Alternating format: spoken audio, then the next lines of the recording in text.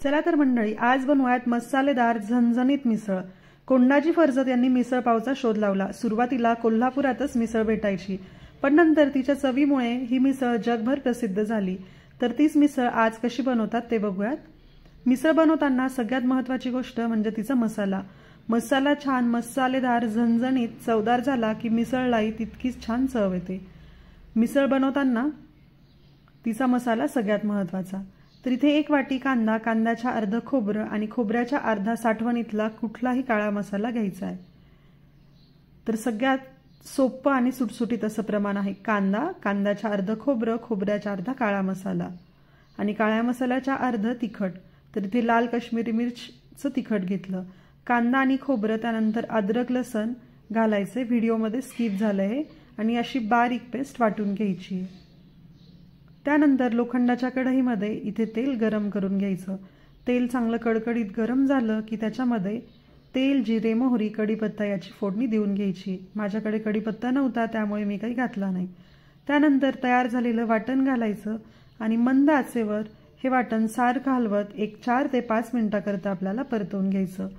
वाटण हे मंद आचेवरच आपल्याला परतवून घ्यायचंय, कारण गॅसची फ्लेम जर आपण हाय ठेवली तर मसाला करपण्याची शक्यता असते, तिला कडवट वास वगैरे लागू शकतो। त्यामुळे मसाला भाजताना कधीही मंद आचेवर हळूवार भाजून घ्यावा, म्हणजे मसाला छान खरपूस भाजला जातो आणि त्याला खमंग अशी चव येते। तर 4 ते 5 मिनिटांकरता सोनेरी रंगाचा होईपर्यंत मसाला चांगला परतवून घ्यायचा। मसाला छान परतवून झाला की नंतर त्यात आपण जे मसाले घेतले होते ते मसाले घालायचे। हे बघा, अशा पद्धतीचा लालसर सोनेरी रंगाचा मसाला परतवून झाला। आता त्यात लाल तिखट आणि साठवणीतला काळा मसाला घातला। व्यवस्थित सगळं मिक्स करून घ्यायचंय आणि मंद आचेवरच परत 1 मिनिटाकरता चांगलं परतवून घ्यायचं। ज्या मिक्सर जारमध्ये आपण पेस्ट बनवून घेतली होती त्या मिक्सर जारमध्ये थोडंसं पाणी घालायचं, म्हणजे खाली शिल्लक राहिलेला कांदा आणि खोबरं जे असेल ते पण व्यवस्थित सगळं आपल्या उपयोगात येईल। व्यवस्थित सगळं मिक्स करायचंय आणि 1 उकळी येऊ द्यायची। हे बघा, मसाला छान तयार झालाय। गॅसची फ्लेम बंद करायची। आता इथे मटकी घेतली। वाटीने म्हणाल तर ह्या वाटीने बरोबर 4 वाटी ही मोड आलेली मटकी आहे। मटकी घेताना गावरान मटकी घ्यायची, म्हणजे ती चवीला छान लागते। कढईत किंवा कुकरमध्ये तुम्ही ही मटकी वाफवून घेऊ शकता। मला घाई होती त्यामुळे मी कुकरमध्येच ही मटकी वाफवून घेतली। व्यवस्थित मिक्स हळद घालायची। तर हळद घातली आणि 2 ते 3 मिनिटांकरता परत ही मटकी चांगली परतवून घ्यायची, म्हणजे हळद आणि मिठाची चव मटकीमध्ये चांगली उतरते।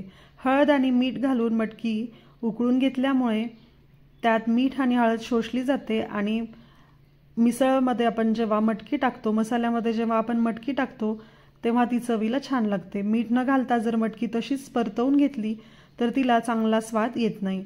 तर हे बघा, अशी 2 ते 3 मिनिटांकरता परतवून घ्यायची। थोडीशी मटकी खाऊन बघायची, म्हणजे मिठाचं प्रमाण आपल्याला कळेल। इथे बरोबर 1.5 ग्लास पाणी घातलं आणि 3 ते 4 मिनिटांकरता मटकी चांगली वाफवून घेतली। कुकरची लीड लावायची आणि मटकी चांगली वाफवून घ्यायची। तर हे बघा, 5 मिनिटांनंतर मटकी आपली वाफवलेली दिसते आपल्याला। अशी वाफवून घेतलेली मटकी मला खूप आवडते। तर मस्त शिजली इथे मटकी, खूप गाळही नाही झाली आणि खूप कच्ची नाही राहिली। तर अशा पद्धतीने व्यवस्थित मटकी वाफवून घ्यायची, म्हणजे ती चवीला चांगली लागते। आता कढईत आपण जो मसाला करून घेतला होता त्या मसाल्यात थोडंसं पाणी घालून घेतलंय आणि तयार वाफवलेली मटकी घातली। तर हे बघा, तवंगही छान आलाय मसाला चांगला परतवून घेतल्यामुळे। दिसायला पण भाजी छान असली की बघताच चांगली दिसली म्हणजे सगळे आवडीने खातात। आता आपण जेव्हा रस्सा बनवतो तेव्हा त्यात भरपूर पाणी घालायचं, कारण फरसाण घातल्यानंतर ते फरसाण सगळा रस्सा शोषून घेतं। तर इथे 1 वाटी शिजवून घेतलेली मटकी मी बाजूला ठेवली आहे, फिक्की मटकी।